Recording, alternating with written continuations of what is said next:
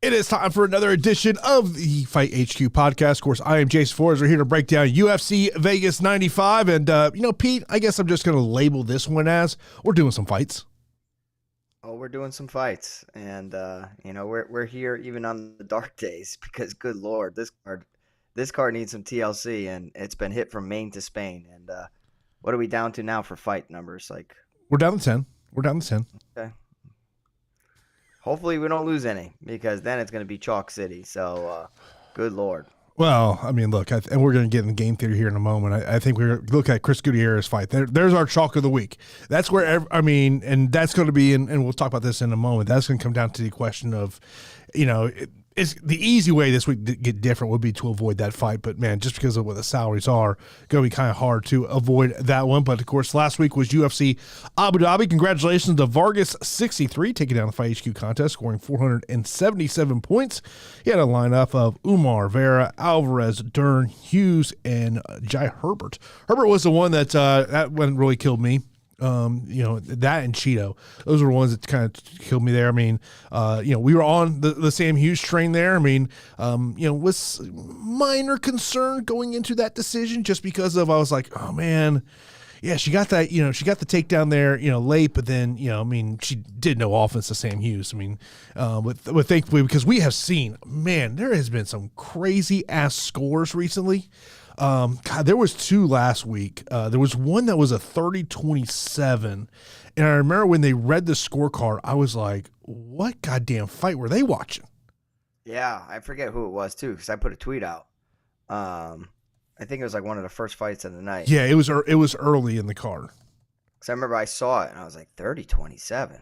There ain't no damn way. But, yeah, last week was an interesting one. Had some good moments, had some good picks. Obviously, didn't have some underdogs come through that I needed to come through, like Rolando Bedoya.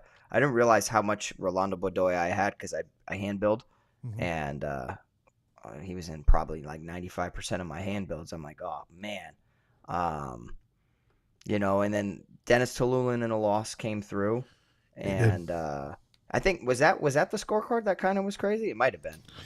There was a 30-27 for Dumas there. I thought it was 29-28. There was one judge who scored all three rounds for Dudakova. Once again, not sure what fight he was watching. To say that Sam Hughes lost all three rounds in that matchup, yeah, there's been. It just seems like, man, it's like every goddamn week we have one scorecard that we just go, we look at it and go, what were they watching? And it flips the slate on its head because on a fight where, a decent favorite is supposed to win the fight, you project them to win the fight, and they should get the nod. An underdog comes through with a decision win, and it's like, oh well, there goes that. Because I definitely didn't account for the horrific judging, which is why Coach from our Fight HQ community, like he has great exposure getting to even the ugliest options. Just in the case, the scoring criteria of damage over control starts to tilt the judges to give it to this fighter over this fighter. And it's something that I've learned to improve upon. Obviously, Tony Ferguson last week, the hopeful projection of him going out there and getting back in the win column, man, he's dust at this point. So apologize for everybody out there that kind of backed me with the Tony Ferguson call. Kind of leaned a little bit too much into my heart and not with my brains. And that's the tough balance that we play as DFS and, MMA sports bettors, is just balancing what your brain and your heart are both telling you. And clearly I had blinders on in that situation. Chiesa looked great. Outside of that, though, the Bedoya didn't come through, and Marlon Vera drops another first round. And then in round 3 gets knocked down, and that really sealed the deal. And it was like, I started to think like Figueiredo's going to fade as the fight's going on. Vero's going to come from behind and edge this one out by winning rounds 2 and 3, and it just didn't happen. The moment did not happen, and I was just like, okay, well, there's that. So there were a ton of live dogs last week. Not too many came through for us at all. But thankful that Sam Hughes did. Congratulations, Doogie turned $3 last week into $2,400. That's an awesome week, man. That's a cause for celebration. You get that money into your bank account, you celebrate a little bit there. Congratulations, Doogie, for taking that one down there. Of course, as we do now look ahead to UFC Vegas 95. Of course, we mentioned we are down to 10 matchups here as we talk about game theory. In terms of this one, by the way, speaking of this weekend's card, Damon Jackson, who's now in the co-main event against Chepe Mariscal. Of course, Damon Jackson took this fight a couple weeks ago when Dan Ige, fought there at UFC 303. We do have an interview up on the channel to talk to him. I think there are some things you can take away from that conversation. And I think it really goes into when we break down that fight, if what he says is truly the mindset. And I walked away from that conversation going, Damon Jackson is lacing up the wrestling shoes, and he's looking to play a little jiu-jitsu. And that, to me, is obviously going to be his clear path to victory there. And at $7,100, in terms of, that kind of punt play, that's when you look at there, Chris Gutierrez is going to be a popular play this week. I mean, let's call it what it is. Lee stepping up here on a couple of days' notice to take on this one. The salary for Gutierrez was already out, which was a $7,000, supposed to take on Jal Bosserat. I guess Jal Bosserat more willing to fight Michael Page in a parking lot than fight Chris Gutierrez in the octagon. So yeah, that was going to be there. But as I looked at it, there's a lot of fighters on these cards that I go, man, they very well could be cut. I think the main event to me, I think will be a priority because of the price point in terms of these guys, because I think there's a clear path on either way. I think we got a high upside of Serghei Spivac to finish this fight in the first or second round. I think the longer the fight goes on, the more it does favor Marcin Tybura there. And, as I look at some other ones here, even though all of his UFC fights have gone the distance, Karl Williams, if he can utilize that grappling, I kind of like that upside 9,000. Yeah. So first and foremost, round of applause for Jason for an excellent interview. Getting Damon Jackson on the channel, that was fantastic. It was great to hear some insight into a fighter that's on the slate. That was the coolest thing. I'm looking forward to many more of them in the future, and appreciate Damon Jackson taking the time to talk to Jason and be a part of the channel. Now, I will tell you that, watching the great interview, I left that saying I'm going to increase my Damon Jackson exposure, and that could be just bias. But it also could be just, path to victory, because I think that he recognizes his strengths and he recognizes the weaknesses within Chepe Mariscal. Mariscal is a very, very tough guy. But I do think that there is somewhat of a deficiency in that takedown defense department that hasn't been shown as of yet. And will Damon Jackson be able to exploit it? We will have to see. I'm excited for that. Chris Gutierrez is going to be the lock of the week. He clearly is. He's a minus 360 favorite as we talk right now, priced at 7,000. So it's a complete misprice. You're getting a 9,000 price fighter at a broken price tag of 7,000. The issue with Chris Gutierrez is, even in a win, sometimes if he doesn't get the finish, he is not the best DFS friendly type of fighter out there. If he gets a finish, great. We've seen Chris Gutierrez go out there and put up large scores of 104 when he knocked out Frankie Edgar, 114 over Morales, but typically a decision guy, stays on the outside, chops your legs to pieces, picks you apart from range, still can float between that 70 to mid 80 range. At 7,000, who cares, right? It just allows you that flexibility. But if this week is odd and you need 600 plus points, so all fighters to get over 100 points, I would probably say the most contrarian option out there is just to avoid Chris Gutierrez. Do I recommend that? No, because I'm going to try to just at least pencil myself in for a win. He still has to go out there and fight, but he should win this fight all day long. From top to bottom, I do agree that the heavyweight main bout is interesting. You have Tybura holding a victory over Serghei Spivac. 5-round bout. Do not expect it to go 5 rounds. There's a chance that it could. And I do agree with Spivac. Early looks great. Tybura late / decision does make a ton of sense as well.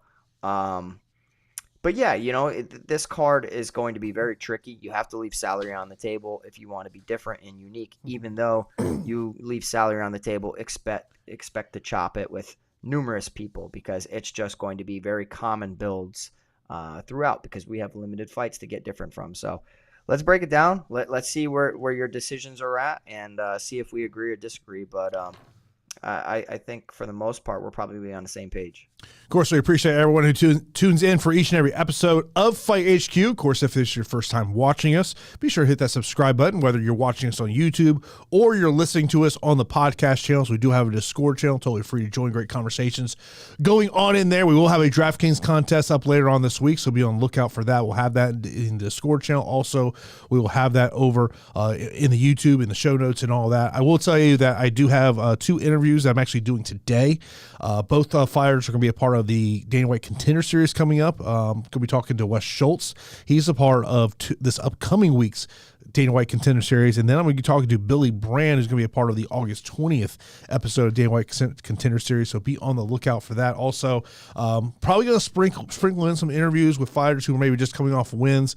Maybe going to have Anthony Ivy here on the channel as well. He's coming off a win. And by the way, he's been on a roll since his exit there from the UFC. So let's get right into it. Of course, the main event is a rematch from 2020. Marcin Tybura taking on Serghei Spivac. Serghei Spivac is a minus 155 betting favorite, plus 130 for Tybura. Tybura is $7,900 on DK, $17 on FanDuel, while Spivac is $8,300 on DK, $18 on FanDuel. And of course, Pete, as I think about this matchup, I think of the potential upside of a first or second round finish from Serghei Spivac. Have a lot of concerns if this fight does hit round 3. That's where I think it really could turn over there for Marcin Tybura's way. Of course, this is the first fight in 11 months for Serghei Spivac, coming off that loss against Ciryl Gane. I mean, if you look at since their first meeting, Spivac's 6-2. His only losses: Ciryl Gane and Tom Aspinall, obviously the elite of this division. And of course, for Tybura, he's 3-1 in his last 4. He is coming off a submission win against Tai Tuivasa. And when you look at his last 4 fights, Pete,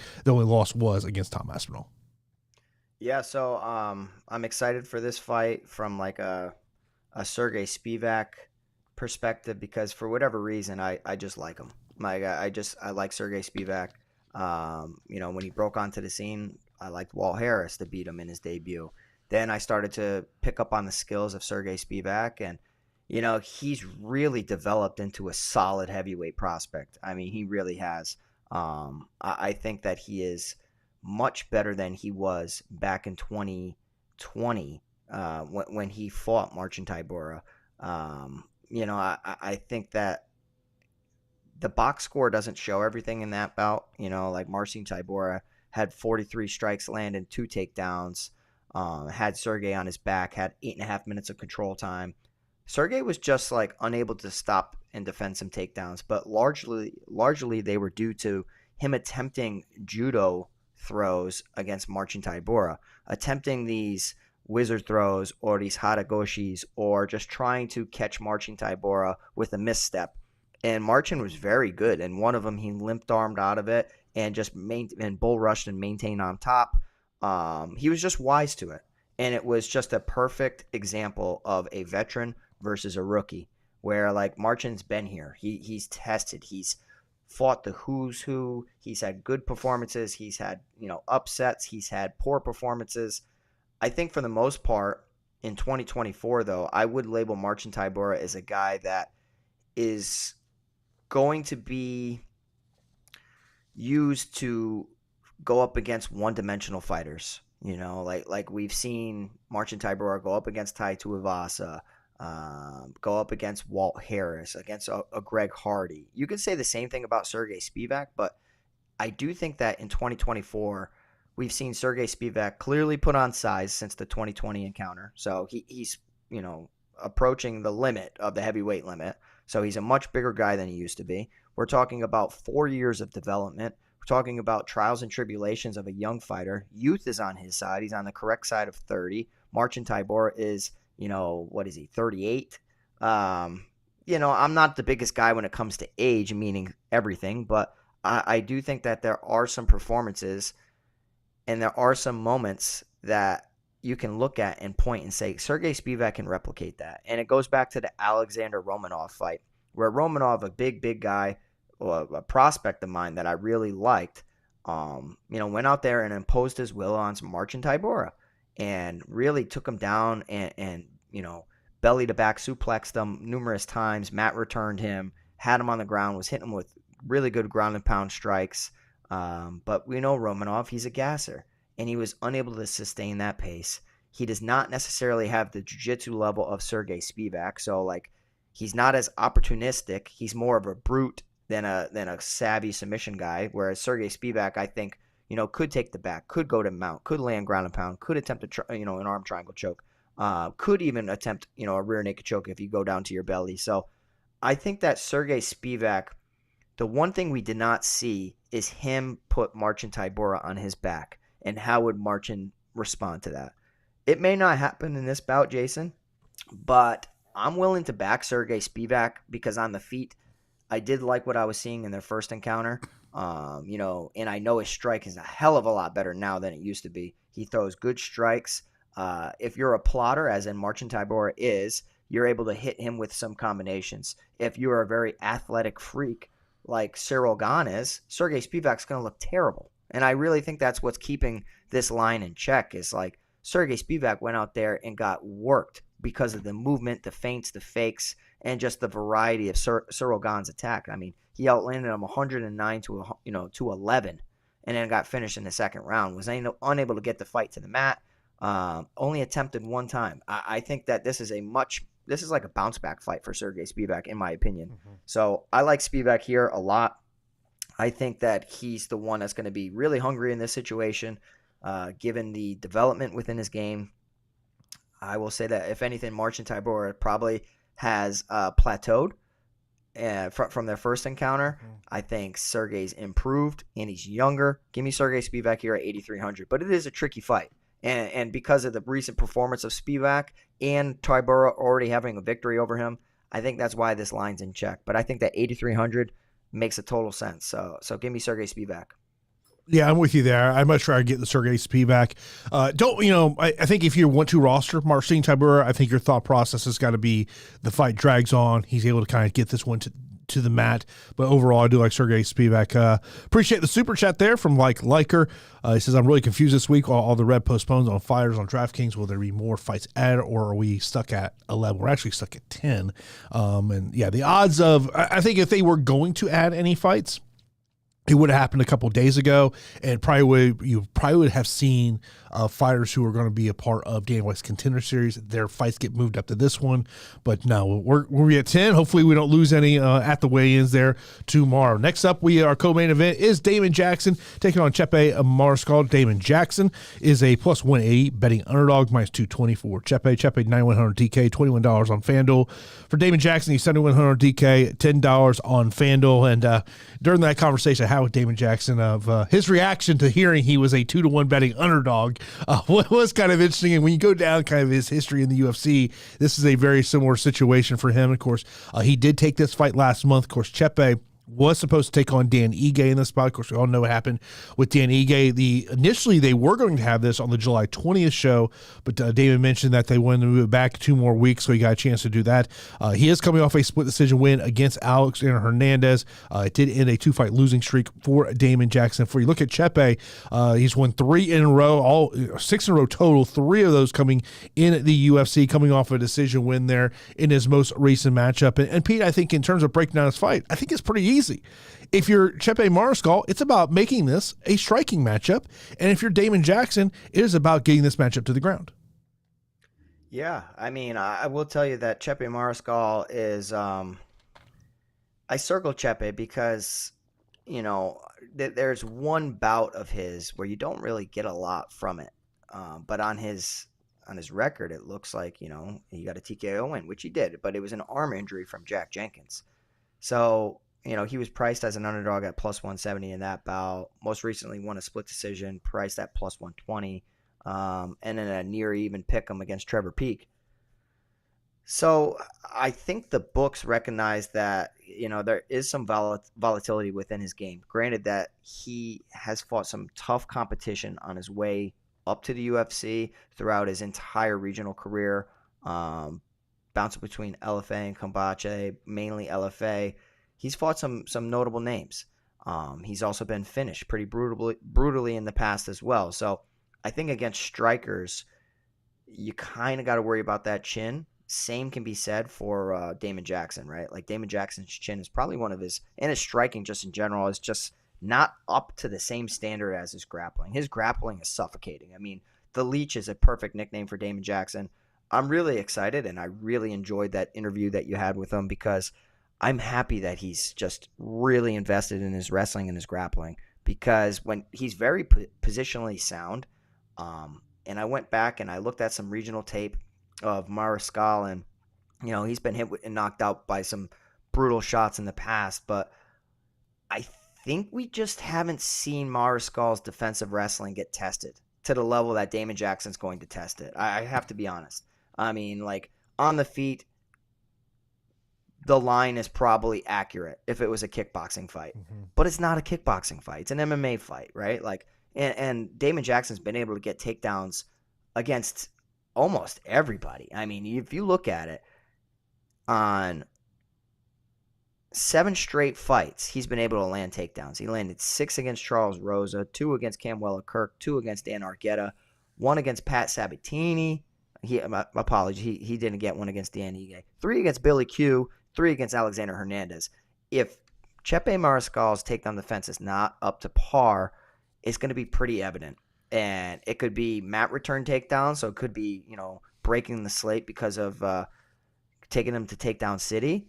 But it also could be a takedown into a dominant position seals the deal, and Damon Jackson either, implements some ground and pound or a submission that really just leaves Chepe Mariscal with no other option but to tap. Chepe's dangerous. So I recognize that this could be a bold pick, and I'm trying to see if the easiest way for me to say this is increase your Damon Jackson exposure. I am overall going to pick Damon Jackson, but this fight in general is circled for me because I just see it being a high scoring fight one way or another. I think that this fight has a decent chance of finishing inside the distance. The under 2.5 is about a pick 'em at -110. I kind of like that. I think that's decently sneaky. And for me, I just think that the line is pretty wide for a guy who has such grappling pedigree of Damon Jackson. I'm going to pick Damon Jackson here. And I love it because I loved it before we even had the Chris Gutierrez, softball part of our lineups. I expected this to kind of be like a -150 fight, but Mariscal priced north of 200 is just something for me to say that Damon Jackson is clearly the value side. So give me Damon Jackson here at 7,100. Initially, this was, when Chepe was going to take on Dan Ige, it was kind of that litmus test of, is Chepe a top 15 guy? Now you got this matchup, and I think Chepe's clear path to victory is just, stopping the takedowns and keeping this matchup on the feet. And we all know what Damon Jackson needs to do here. And one of the things is we love the back gyms, but both of them are from great gyms. Yeah. You got Damon from Fortis, and then you got Chepe, who's been an Elevation Fight team now for a while. So it's styles make fights. I've had a chance to interview Damon multiple times, and there is something about having that mentality of like, what's going to happen is going to happen, and it was one of those things that I took as his way of saying, I've worried about the what ifs too much in the fight game, and I'm just going out there to fight. Yeah, you can't. You got to be at peace with the worst. You know what I mean? Like, you have to be able to go out there and just implement your game plan or attempt to, and not be so result driven. You know what I mean? And that's the hardest part about this sport because we want wins. Nobody wants to go out there. Yeah, I fought hard and I still lost. Unless you're getting a bonus, none of that matters. So, I do think that Damon Jackson against power strikers, against one-hitter quitters is a question mark because I do worry about that durability. I don't know if I necessarily rank Chepe Mariscal as that guy. I think he's aggressive. I think that he's a dog. I can also say the same thing about Billy Q, that he's a dog. And Damon Jackson didn't get finished. He did not look good in round 3 in that bout against Billy Q. But at least I could take something from that, and I can say, like, all right, well, Damon survived that. Billy Q's broken a ton of people over his time. Him getting finished against Youssef Zalal was awesome for Youssef. But for the most part, like if Billy Q's able to, absorb your best stuff in round one, he comes back and he beats most people. So give me Damon Jackson here as an underdog on a card that I'm not too sure I love too many other underdogs. Yeah, it's a tough slate this week. Let's move over. Next up, we got Danny Barlow taking on Nikolay Veretennikov. I phonetically wrote that name out about 5 different ways. I was going back on some YouTube videos, watched some things he had done in the UFL there. Of course, he is a plus 275 betting underdog, minus 370 for Danny. Danny, 9,300 DK, $22 on FanDuel. Nikolay, 6,900 on DK, $9 on FanDuel. And I know there was one of our members in Discord was looking at Nikolay as one of those underdogs this week. I mean, well, the record would suggest that it's a good pick. Right, like the record's pretty, the strength of schedule is solid. To me, it's just the range and the speed of Danny Barlow that kind of makes me hesitate. And I'm still going to be backing Danny Barlow here because I do think that the 5-inch reach advantage, him being a southpaw, automatically an advantage against most fighters. Utilizing his straight punches is great.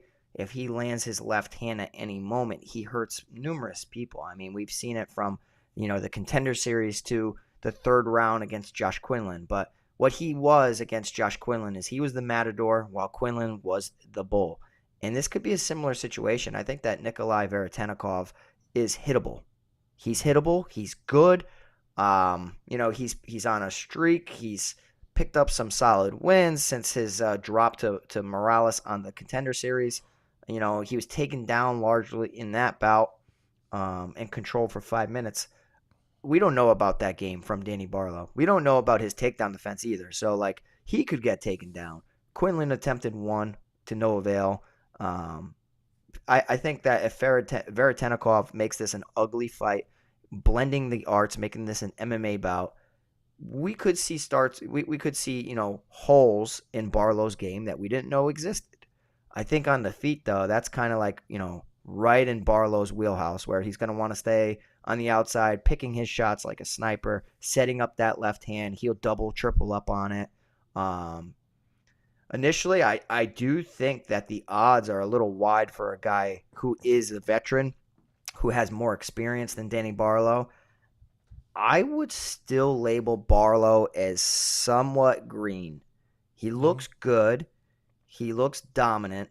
But I just feel like, and it's not because he's untested, I just view him as a guy on the come up, which is no problem. And Veretennikov could give him a vet lesson, and that literally could be a great underdog for this card. Veretennikov sitting there at plus 300. I just don't think that Veretennikov is the guy. 6,900, it's a nice price tag. 9,300 for Danny Barlow. The Barlow price tag makes sense to me. I think that all the film I watched of Veretennikov, he's hittable. The speed it's not even close. And it's just, do you think Barlow finishes him at that price point? I think he hurts him numerous times throughout the fight, but Veretennikov is very tough. I'm going to think that Barlow is just patient, and he's not going to try to get taken down by throwing too many crazy combinations. So I'm going to say Danny Barlow via decision, but I think the common play is going to be Barlow via knockout.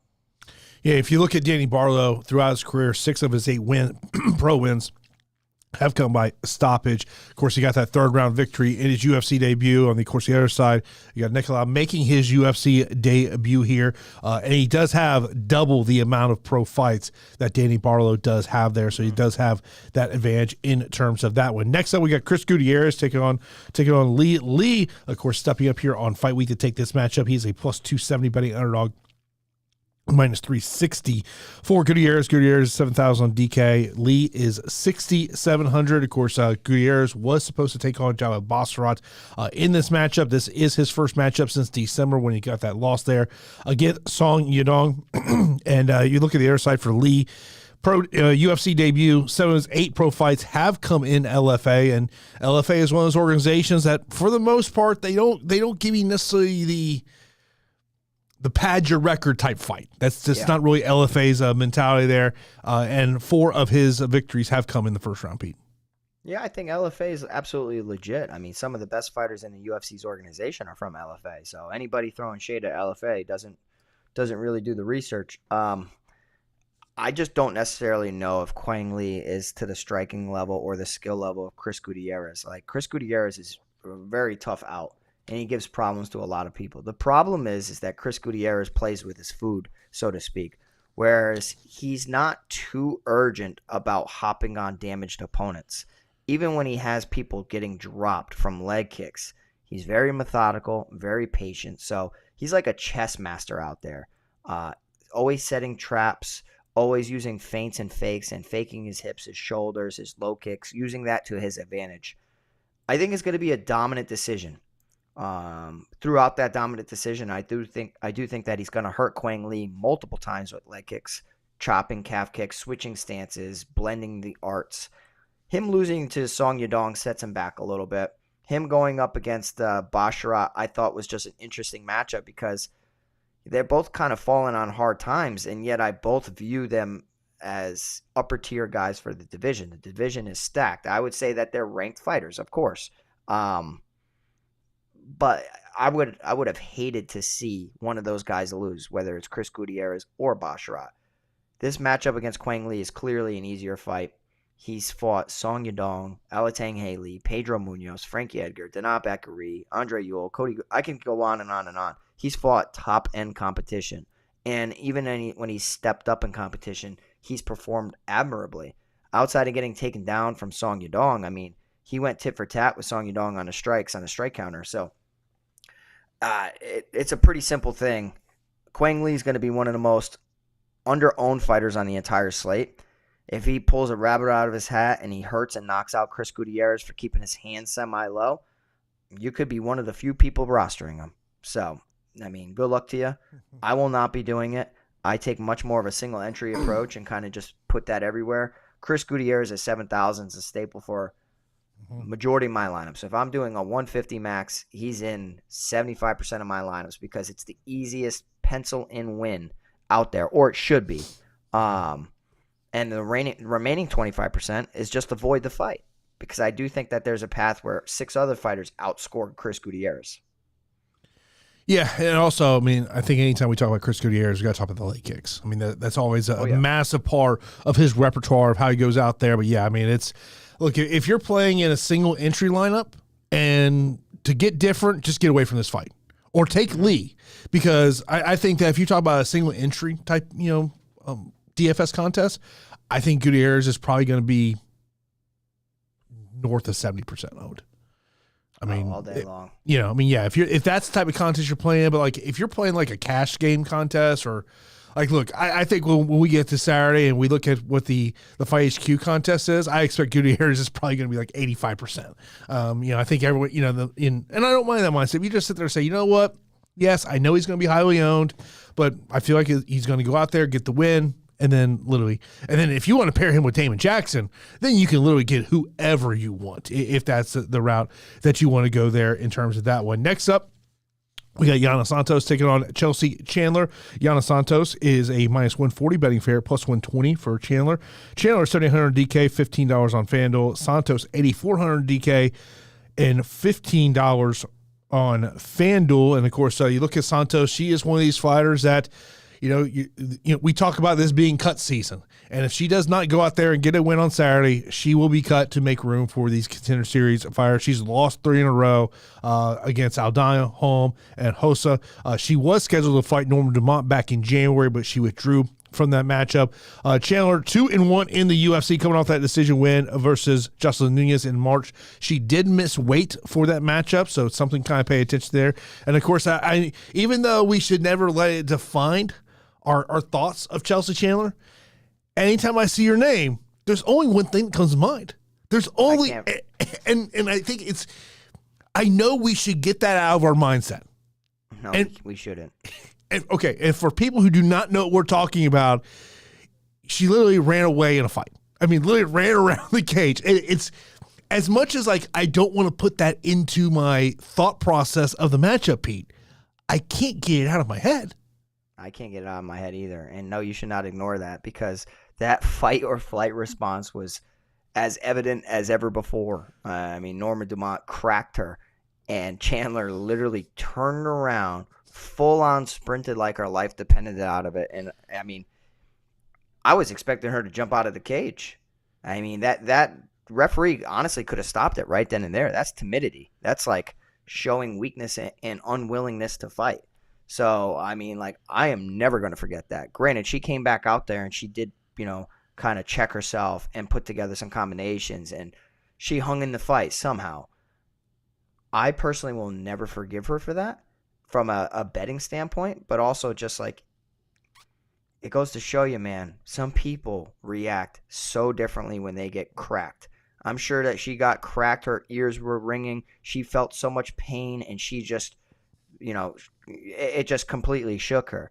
So the good thing here is that she doesn't have to worry about getting hit hard against Yana Santos. She can worry only about getting outworked. This is a very volatile fight. I think that from the Yana Santos side, you have a true veteran priced at 8,400. 3 fights in a row she's lost. Scored 11 against Aldana, 31 against Holm, 56 against Rosa. And Ketlin Vieira, that win looks unbelievable, right? Like, Ketlin Vieira looks phenomenal. She scored 92 fantasy points in that bout, and it was just a blend of how she does all of her fights. It's clinching. She likes to clinch. The girl likes to clinch. She likes to put you against the cage. She likes to wear on you, hit you with strikes in the clinch, attempt takedowns if she can, and be just the stronger, more physically imposing fighter out there. She's coming from American Top Team, and I know that American Top Team is a phenomenal camp. And I know that Yana Santos previously, she's a mom, so she's kind of gotten back into fighting, postpartum, and I will say that that's a challenge in itself. And credit to her for getting in phenomenal shape, and credit to her for still sticking out her career. But I mean, I don't know. I think this is going to be a very ugly fight. Yana Santos is going to clinch, and she's going to try to use that same exact game plan that she has against everybody, against Chelsea Chandler. The thing is, though, is Chelsea Chandler can go strength with strength and test the physicality of Yana Santos as well. So I really think that we're going to see a lot of reversals against the cage. When I look at Chelsea Chandler, she looks a little bit more physically imposing, and then I go back and I look at the Jose and Nunes fight, and even Nunes was putting her against the cage. So I'm like, well, that is not a good recipe, especially when you're going up against Yana Santos. Chandler, she's got deceptive strength in her punches. She likes to be the bully. If you do not allow her to bully you, you can have tons of success. I'm expecting this fight to go 15 minutes. There's a world where I see Yana Santos kind of just keeping her against the cage, putting Chandler on her back. We've seen Chandler on her back previously, and it wasn't anything special. Training out of that Diaz Academy out there she should have solid jiu-jitsu. I'm just not seeing anything spectacular in that realm. I think the distance striking will clearly favor Chandler with her hands. The clinch should be Yana Santos' world. And I think the experience might be enough for Yana Santos to get a close decision. But either way, I'm expecting this to be like a back-and-forth fight. It go split decision, and me crossing my fingers, avoiding this fight, hoping it doesn't break the slate. So, it's going to be a Yana Santos lean for me. But I totally can see the argument for a Chelsea Chandler dog call, because she should be able to match the physicality. And she's clearly the meaner fighter. It's just the vet plus American Top Team plus takedown upside. It's making me lean towards Yana Santos ever so slightly. Yeah, I think since Chelsea Chandler came into the UFC, I think we had much higher expectations than what we have seen so far, especially when you think about, training there at the Caesar Gracer Academy. I just think our expectations were a little higher with her. So, it's one of those things from a DFS perspective, I don't think I really want to get to it a ton. From a betting perspective, I don't mind, taking the plus 120 on Chelsea Chandler if you're looking for an underdog this week that you maybe have, you want to get some plus money on. But this is a fight that I would expect likely does go 15 minutes. Next up, we got a matchup. Kazama taking on Charalampos. Charalampos is the betting favorite here, minus 235. Kazama plus 190, 7,500 on DK, $13 on FanDuel, or Charalampos 800 on DK. And $18 on FanDuel. Kazama has lost back-to-back fights, both of them via first-round knockout. If you remember that one against Nakamura, I mean, he took some brutal shots before ultimately getting finished there. And then, of course, last matchup was against Garrett Armfield. So, look, he's in a situation, if he loses, he will be cut by the UFC, no doubt about it. This matchup was initially scheduled to take place back in March, but Kazama did withdraw. Charalampos lost his UFC debut in March against Chad Anheliger. It did snap a 3-fight winning streak peak. Yeah, so I mean, Charalampos Grigoriou is an interesting fighter out of Longo and Weidman. Very good low kicks, powerful strikes when he decides to throw them. He's going to be prepped for the fight. You know that when you're coming out of that camp. So I know that Charalampos will be ready. Toshiomi Kazama is clearly a one-dimensional fighter. He really is. I mean, coming off the road to UFC, he needs everything to go his way in order to win a fight. Like, he needs to get a takedown. He needs to get a dominant position. Outside of that, I think that he's dead. Like, from distance, I think that Charalampos Grigoriou is going to chew up his legs with his brutal leg kicks. Kazama does not move his head off the center line. When Toshiomi Kazama does engage, he's there to be hit. I mean, that was clearly evident against Rinya Nakamura. Knocked down two times in 33 seconds in the first round. Toshiomi Kazama, he has sneaky takedowns, but I think Charalampos Grigoriou is going to be wise to him. Obviously, I always worry about throws and everything, going up against a very savvy grappler, but the one thing I worry about more than anything is just the slick back take from Toshiomi Kazama, because that jiu-jitsu is so dangerous that one dominant position can literally lead to the end of the fight. So when I sit here and I see the line sitting where it's at, literally the only win condition for Toshiomi Kazama, in my opinion, is to win by submission, and that line is plus 500. If I'm betting on this fight, I'm just going to throw some small money on Kazama to win by submission, plus 500. Outside of that, I think that Grigoriou knocks him out easy, very easily. I mean, we've seen Charalampos go out there on Dana White's Contender Series and throw a very powerful combination against Cameron Smotherman and knock him down 1 minute into the first round. I have no trust in Toshiomi Kazama's chin. He's been knocked out 3 or 4 times in his entire career. And I'm not a fan of one-dimensional guys. If they get the fight in their wheelhouse, clearly they have the path to victory there. I just don't trust jiu-jitsu practitioners to get the fight where they need it the most. Especially because, Mackenzie Dern, one of the best submission grapplers in the world. She looked good last weekend.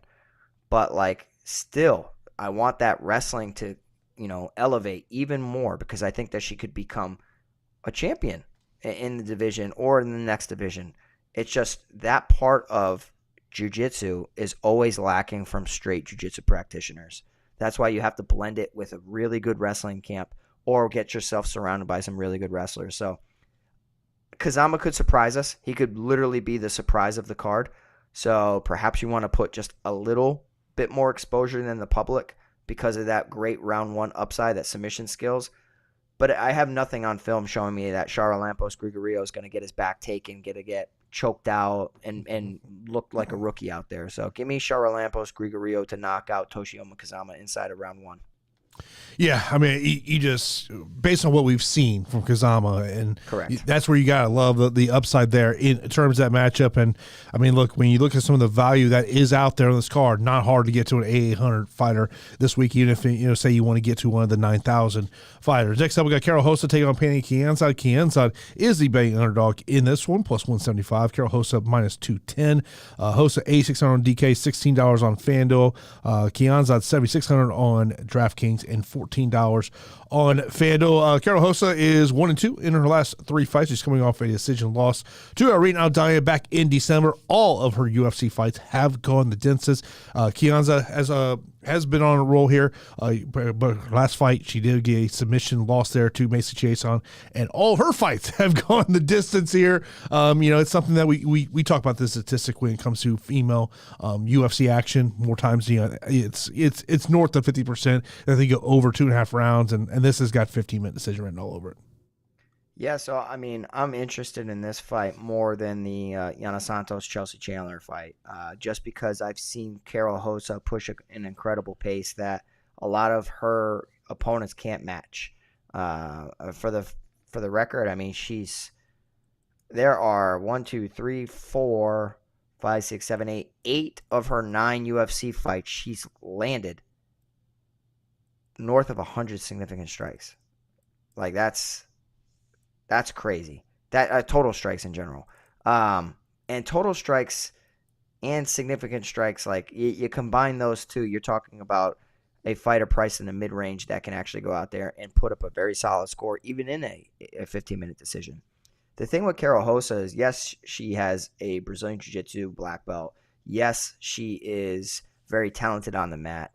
But if you go back and you look at her entire career, she's not somebody who's really hunting submissions. She'll complement her striking or complement rounds by adding takedowns to really secure it. We saw that going back to the Jocelyn Edwards fight, the Vanessa Mello fight, the Lena Landsberg fight, and the Yana Santos fight. Like, if a round's close, Karol Rosa can get a takedown to really put a stamp on that round. But really what she loves is kickboxing fights. And guess what? Her opponent, Pannie Kianzad, loves kickboxing fights too. Pannie is a fighter that I think I've always been higher on than what she actually is. So I've always overrated her accidentally. Pannie training predominantly at Extreme Couture now. Do I think that it's great for her career? I do. I think it's a very good decision. I think it's something that, earlier on in her career, getting behind an Eric Nixick guy, like a phenomenal coach like that, can do wonders for you. Pannie's always kind of dabbled in multiple camps, but I think that Pannie being in a kickboxing fight is just I think it's going to be a hell of a fight. I really do, because she can bite down on the mouthpiece and throw it. She was recently submitted against Macy Chiasson. Karol Rosa can get a takedown and attempt to choke, but I think this is going to be a great kickboxing fair. And I do think that Karol Rosa, she clearly has the volume edge. I mean, if you look back at her stats, 6.34 significant strikes landed per 15 minutes, absorbs only 4.78. Pannie, not a bad number at all, 4.74, and her absorbed is 3.67. So, is there a judge out there that thinks that Pannie Kianzad lands the harder shots, whereas Karol Rosa lands the more volume? There's a world where that happens. But I think that, we could literally see Karol Rosa double up her output. I mean, not too often do you see a fighter score 82 fantasy points in a loss, and that's a 3-round fight. That was most recently against Irene Aldana, because she landed 204 significant strikes, 204 total strikes, 82 fantasy points in a loss, Jason. I love that. Price at $8,600. I know this is going to be a kickboxing fight, or at least it should be. Karol Rosa, I have no problem increasing my exposure to her. I want her in my lineups at $8,600. By the way, the over 2.5 rounds in this matchup, minus 400. I'm only seeing one book that's got a over-under on rounds. By the way, the over 1.5 rounds is minus 700. I mean, man, if you got a lot of money, that's free money out there. So, something I want to mention. I just saw this come across my X timeline. The co-main event between Damon Jackson and Chepe Mariscal is listed as a lightweight matchup. So I just hit up Damon's management to say, hey, has this always been a lightweight matchup as opposed to featherweight matchup? I love how like we got to fight. Like, I don't know, man. Like, he's not our fighter, but like, dude, I'm rooting for Damon like crazy. Like, that is so cool. Okay, I just got a text. Okay. It was not always a lightweight matchup. So something. Wow. So the question's got to be, whose side said, let's make this at 55? Oh, Jason. Just saying, sometimes you see things while we're doing the show, and I guess maybe that could potentially change our thought process in terms of that one, based on maybe who asked for it to be at 55. I know, I know Damon Jackson. If you watch the interview, you know the way he feels about fighters missing weight. So that'll be kind of. I definitely don't think it's him. I don't think it's him from how the interview went. I don't think it's him at all, because like he's talking about how he would do anything and everything to make 145. Yeah, 146. He says. Yeah, I mean, I just saw someone posted the updated fight card, and that was one of those things. I saw that and I was like, okay, that's interesting. That's interesting. So be something to kind of see maybe as the week goes on, maybe we find out a little bit more information in terms of that. Let's move over to our next matchup. We got Williams taking on Diniz. Diniz, of course, the plus 175 betting underdog, minus 210 for Williams. He's 9,000 on DK, $19 on FanDuel. Diniz, 7,200 on DK, and $12 on FanDuel. Of course, Diniz won his UFC debut back earlier this year, a second-round TKO win against Austin Lane. He is a former kickboxer. All of his MMA victories, of course, he's 7-0 in MMA, have come in the first or second-round stoppages. Karl Williams, on the other side, he's won 7 in a row. 3 of those wins have come in the UFC. 6 of his last 7 fights have gone the distance, and Pete, all of his fights in the UFC have gone the distance. And look, you would imagine the thought process is, if you're Karl Williams, let's not have a kickboxing matchup against a kickboxer. Yeah, I mean, my gosh, if Karl Williams goes out there and chooses to only strike with Jhonata Diniz, he's an idiot. And I'm not going to be very happy because, like, I've been a pretty big Karl Williams backer. He really surprised me in his Dana White Contender Series fight. He impressed me. Following that, he landed 8 takedowns against Lukasz Brzeski, landed a knockdown, landed only 1 takedown against Chase Sherman. He still attempted 10. So, like, seeing just 1 is really worrisome. But when you dive in and you see, like, and you watch it that he attempted 10, it's not as bad as the box score makes it appear. It almost looks like he just chose to strike the whole time.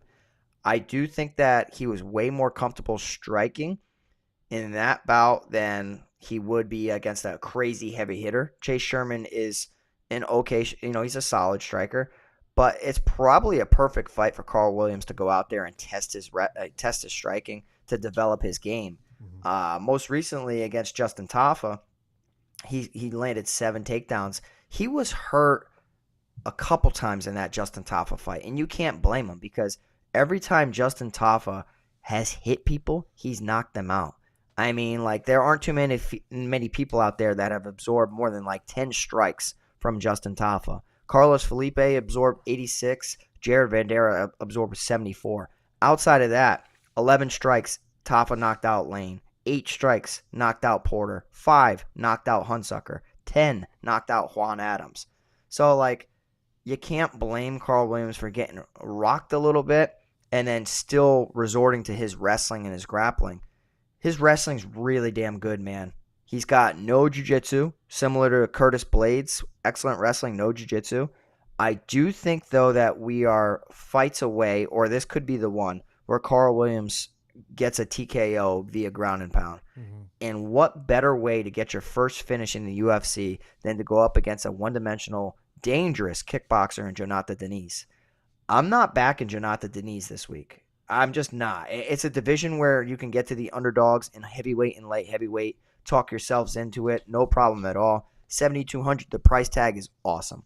Jhonata Diniz can knock out Karl Williams, with combinations, with a knee up the middle, with his hands. He could chop at his legs. I'm just not seeing it, man. I think that Karl Williams is going to really push the pace and recognize, like, I can strike a little bit, And the second that I get somewhat respect on the feet, that's when I'm going to implement the grappling. If he goes out there just shooting, I think that Diniz could surprise people with some takedowns defended. But it's getting a little respect on the feet that really opens everything up, because then you keep your opponent guessing. So with all that being said, it's a long-winded way for me saying that I like Karl Williams this week. I know that there are other people out there that like Jhonata Diniz. He can knock him out. Yes, Jason. Everything I've seen on film and what I know about this in the crossover from high-level striking into MMA is it takes time, okay? Because it could literally just be one takedown, and look what happened. Jhonata Diniz's last bout against Austin Lane, a guy that hasn't landed a takedown in the UFC besides that fight, gets into a dominant position. If Karl Williams gets in there, I tend to think Karl Williams finishes the fight. So give me Karl Williams here at 9,000 as a staple, because he's crushed it every single time. 130, 71 wasn't really a crush, but 117 and 130, I will take that. I recognize the danger against Jhonata Diniz. This could blow up in my face, no problem at all. So if you're playing multiple entries, definitely have exposure to Diniz. But for me, from what I'm seeing, it's Karl Williams at 9,000. Yeah, I'm on the Karl Williams side here, and it is that potential grappling upside. But yes, do have concerns if he does not be able to get this one there to the feet there. But to me, Karl Williams is that 9,000 option I am looking at just because of that fantasy score upside. Next up, we got Zalal taking on Jarno Aaron's. Youssef Zalal, of course, coming back to the UFC. Most recently getting that win against Billy Q. He's a minus 475 betting favorite. Jarno is plus 340. Zalal, 9,400 DK, $23 on FanDuel. Aaron's $6,800 on DK and $8 on FanDuel. Of course, Youssef came back to the UFC in March and got that win there against Billy Q, a second-round submission win. He is now riding a 4-fight winning streak. 3 of those 4 wins have come via stoppage, and for Jarno Aaron's, he is 1-2 in the UFC, coming off a decision win against Stephen Nguyen there back in March, and he has gone the distance in 5 straight fights and 7 of his last 8, Pete. Yeah, I mean, goodness gracious. I mean, Jarno Aaron's his previous performance was awesome. I mean, against Stephen Nguyen, he went out there and in a kickboxing fight, he showcased his skills, right? Like he outlanded him, he knocked him down, he hurt him, busted him up, and he came through and scored 83 in a decision, priced at 6,800. He's 6,800 again. The issue is that Zalal is not going to be there to be hit, whereas like Stephen Nguyen will sit there in the phone booth and trade with you back and forth, tit for tat. Youssef Zalal he's kind of like a featherweight slash. How can I say this? I think that he is a featherweight Cyril Gane in a way. He shifts between stances. He utilizes combinations from both stances. He has great feints and fakes and head movements. The other wrinkle to his game, though, is that he can offensively grapple and wrestle. I think that's the biggest separator in this fight, right? Like, you go and you look at Youssef Zalal's box score on DK, it does not look great. Like, you're seeing loss to Topuria, loss to Choi, loss to Woodson, draw to Blackshear, and finally gets in the win column with a second-round finish over Billy Q. That doesn't tell the story of what Zalal had to go through outside the UFC, fighting in kickboxing fights and fighting in MMA fights and fighting multiple times a night and, having to work his way back up here and, not getting finished against Ilia Topuria, early on back in 2020. I think this guy's really good. I think the Moroccan Devil, Youssef Zalal, is a ranked fighter for the featherweight division. He's so damn talented. And he will strike with Aaron's. He will dance around. He's going to be the matador while Aaron's is the bull. He's going to keep Aaron's guessing. And then once Aaron's gets comfortable, I think Zalal will implement his takedowns and start to either ragdoll him or put him in a bad, dominant position. And we could see Zalal pick up a submission finish again. I think that his grappling is the biggest separator in this matchup. And how do you complement rounds? Get a takedown. You know what I mean? Close fight, close round, get a takedown. Now the judges are definitely going to put it in your favor. So give me Youssef Zalal here at 9,400. Does he pay off the price tag? I think he gets 90 plus all day long. So it's just, does he crush the slate? That's the question. I'm going to say that there's a decent chance he does. So I like Zalal here a lot at 9,400. Yeah, I like Zalal in this spot as well, but do kind of just have concerns in terms of of him paying off that price tag. But because of the value that is out there on this slate, there is a path to definitely get there. Now, our first fight of the night be Luciano take on Talita. This, of course, this is a rematch from their draw on Dana White's Contender Series, and of course, Luciano is a minus 170 betting favorite, plus 140 on the other side. 8,500 on DK for Luciano, $16 on FanDuel, and then 7,714. $14 on the other side in this one. And, this is another fight that, Pete, I just, I don't love rostering the first fight of the night. And also, I look at this matchup, and I just think that it's likely going to go 15 minutes. Yeah, I'll tell you what, though. I kind of think this is a little sneaky fight. And the reason I think it's a sneaky fight is because, from their first encounter, I think their first encounter was September 19, 2023. So we're talking almost a year ago, right? We've seen Talita Alencar inside the UFC fight Yana dos Santos, pick up a split decision victory. She did not score the best at all. I mean, she scored 57 fantasy points in a win. I mean, a takedown and 36 significant strikes, like 57 in a win, that's bad. We got people that score 57 in a loss. In that fight against Yana dos Santos, you saw Talita Alencar miss a lot. I mean, significant strike total, 36 of 157. Is she blindfolded? How is she missing that many times? I mean, 1 of 9 in the takedown department. And I think it's going to be similar, man. You heard me talking about, like, jiu-jitsu practitioners struggling to get the fight to where they're best at. And it's because a lot of jiu-jitsu schools and academies start their guys on on their knees or, in seated position. So slap, bump, and they go. A lot of guys do not start standing up. Some competition schools do. There's always going to be some schools that kind of break the norm with that. But, like, I just don't see Talita Alencar's takedowns to be anything special. We also, we did see in their first fight, she took down Stephanie Luciano 4 times, but over the course of 15 minutes, man, did she gas out, and she had her in some really compromising positions, and she was still unable to finish the fight.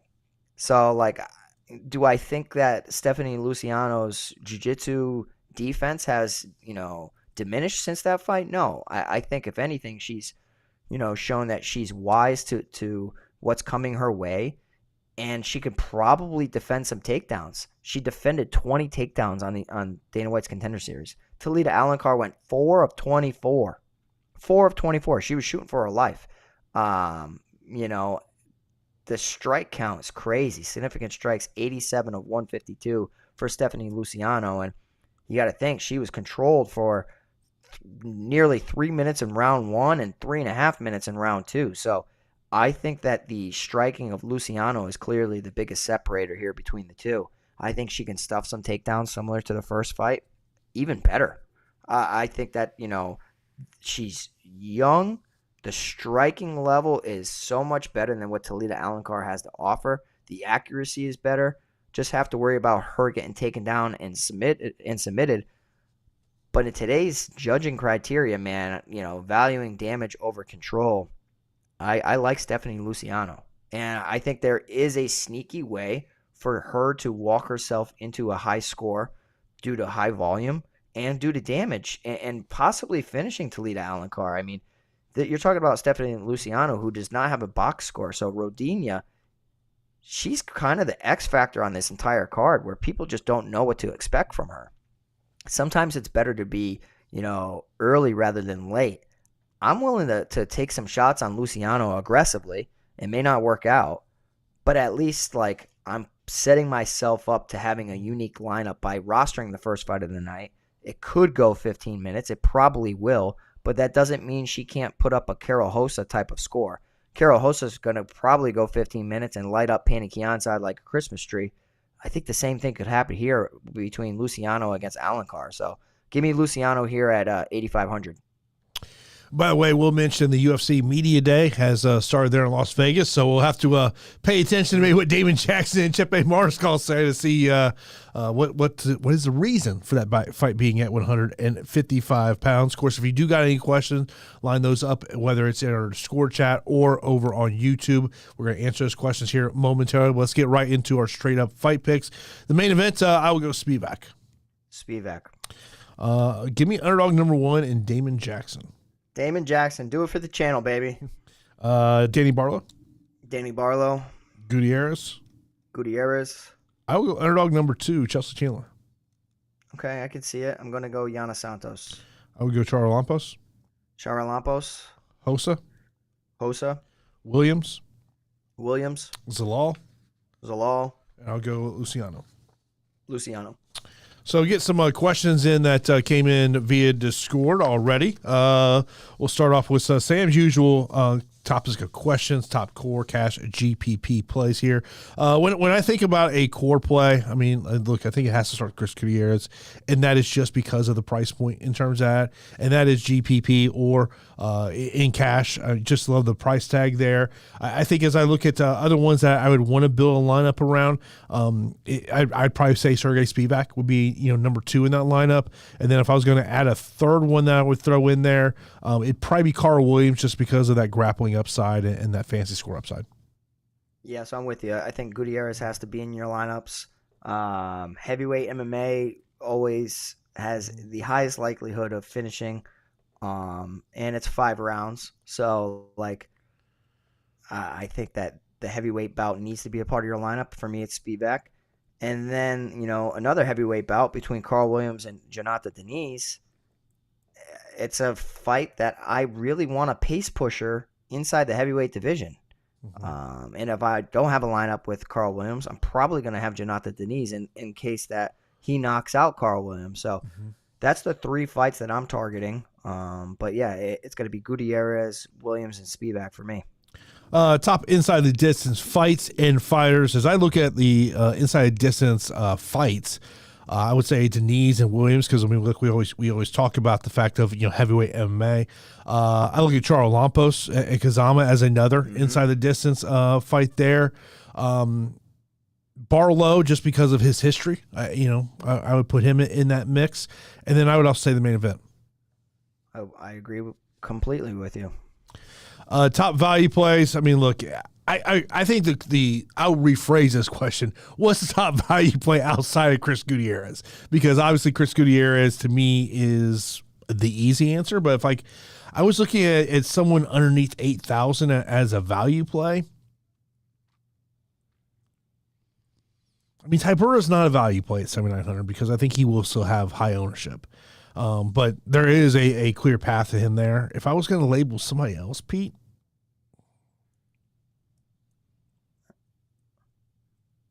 do you maybe say Pannie Kianzad?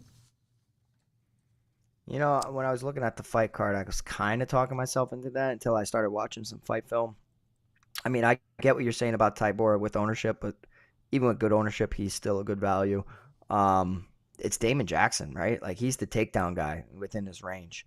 Quang, no. Jarno Aaron's definitely not. Veretennikov, questionable. Jackson, takedown or bust. Kazama, submission or bust. Kianzad's a striker. Alencar, takedown or bust. Chandler, just outdogger. So for me, it's gonna be Damon Jackson sitting there at 7,100. In terms of let's see here, leverage plays. I'm just gonna say this. Only roster 9. Only look at rostering 9 fights. Eliminate the Gutierrez Lee out of your pool. That to me is the way to get leverage on the field. It's not great. Yeah. I mean, you may be fearing that one of those guys goes out there and gets 100 points, but if the winner of that fight only gets, let's say, 75, 80 points, that could give you a really great leverage on the field if you try to limit your exposure. If we're talking about multi-entry or in a single entry, if you just say, you know what, I'm just going to go somewhere else because I need to get different than the field. Yeah. So, I mean, you're right. And it could definitely, if Gutierrez goes out there with a typical Gutierrez performance and he gets 75 to 85 and 6 other fighters get 100 points and they're able to fit into the same lineup, clearly, you're not going to need Gutierrez, but it's the safest way to go, right? Like it's when the starting center for the Lakers is out and the backup center is available at min price. You just play it most of the time. You just play it. Yes, you can get different, but you play it because it allows you to put the best studs within your lineup. And even though we don't have 5 or 6 incredible 9,000 options, you still can get the fighters you want a part of your lineups. And that's just, for me, that's the key. Like now I don't have to worry about 6 spots. I could just worry about 5. And what are my 5 most confident picks on the rest of the slate? So it's definitely a contrarian approach. And, man, it's a fist fight. Gutierrez could still go out there and get knocked out. You know what I mean? And basketball, you just got to worry about them getting an injury or getting fouled out. But basically, the backup at min price can fall into some rebounds or do something to get something. We need our guys not to get knocked out or submitted. Yeah. Best decision odds fights, the 3 female fights. Plain simple. Yeah, I think that's a typical response. I mean, like but you just look at how all 3 of them could play out. I think they all have high probabilities going 15 minutes. Yeah, and I will say, let's say we took out women's MMA. What is the most likely male fight to go the distance? Do I dare say Gutierrez and Lee? That's definitely a good one. Say we take that one out as well. I'd probably say Youssef, Zalal, and Aaron's, right? Like we've seen Zalal take his time in the past, and we've seen Aaron's go the distance. But all in all, man, I'm not expecting the most exciting card. I mean, if you got something else to do, you can just do it and have the fights on your phone. I would not be calling out of work to watch these fights. I will be in Cincinnati for Bucks Bengals, so I will not be watching this one live. Ooh. I'll be watching that. In fact, I'll be heading up to Cincinnati there on Friday, game 1. So this is no more weekends off. It's so we're on the road actually the next 2 weeks, Cincinnati, then we go to Jacksonville after that. The Jason and Pete special. Well, there is no Pete special this week. We do not have an 8,200, 8,000 fight. Thank God. And the first fight of the night. I won't be rostering it. And by the way, Pete, it's your job. If a fight falls out like an hour before lock, I expect a text message going, "Hey, bro, check your lineup." I got you. Don't worry. Because I will tell you this right now, my DFS lineups will not be on the mind. Yeah, you better reserve them right now so that you can definitely just make adjustments. That'll be literally probably Friday morning. Cool. I'll get in the contest I want to get in. I'll set my lineups. See, maybe on Friday night, look at the weigh-ins, see if there's anything you really, that maybe changes your mind there. Let's see, core 3 on DraftKings. We kind of play this one. For me, I would go Serghei, Spivac, Chris Gutierrez, and Karl Williams. Yep, that's the same 3 I gave it as well. In terms of the value plays, I mean, there's not a love. I love value plays just because of fights I think are going to go to decision. Like, some of the underdogs I like, Chelsea Chandler. I think that fight most likely goes to decision. If you want to get Tybura at 7,900, I don't mind getting there as well. Scott's over on YouTube says, what are your favorite cash plays? Well, to me, the cash plays for me starts with Chris Gutierrez just because of the price point. It's just, and cash games are a great way to build your bankroll on DraftKings. If you're just trying to build that bankroll, maybe you want to build a bankroll for next week's pay-per-view, cash games to me is the way to go. Even though we all want to hit that lottery ticket in that big GPP. I'm chasing that lottery ticket, man. I got stuff over here that we want. So that's what I'm chasing. But I totally respect the cash games. A different science out there, but you just take the safest fighters out there and to give you the most points possible and avoid getting finished. That's a big one. So if you say roster a heavyweight fighter a part of your lineup and they get knocked out and they got you 6 points, that's probably not good for cash. So do your best to avoid all single-digit performers. Yeah. SW, I appreciate the hat tip there. Yeah, I've not started doing my research on the fine quality drinking establishments of downtown Cincinnati, but I am sure a good chance it's like 99.9% chance I will be out somewhere in downtown Cincinnati on Friday night. But yeah, looking forward to that there. And of course, if anything changes with this fight card, we'll certainly put some comments in terms of in the YouTube chat. Something to change. Of course, we got our Discord channel as well. As I mentioned, got a couple of Dana White Contender Series interviews coming up here. Wes Schultz, I'm actually talking to here in about 45 minutes from now. We'll put that up on the channel on Sunday, so you guys can check that out there. And with that conversation I have there, and of course, line up some future ones. Of course, next week we've got UFC 305, of course, headlined by DDP and Izzy, and we both know these guys do not like each other. And currently, right now, DDP a plus 110 betting underdog, Izzy on the other side minus 130. I have a feeling when we're here a week from now, Pete, I think our conversation is going to be something along the lines of who's going to have composure, because these two dudes, they're not going out to have dinner together. Mm-hmm. Yeah, no, I can't wait for that one. I can't wait to break that one down with you as well. It's going to be a hell of a card. This one is going to be, there's money to be made, right? So pick your spots. Be patient with your bets.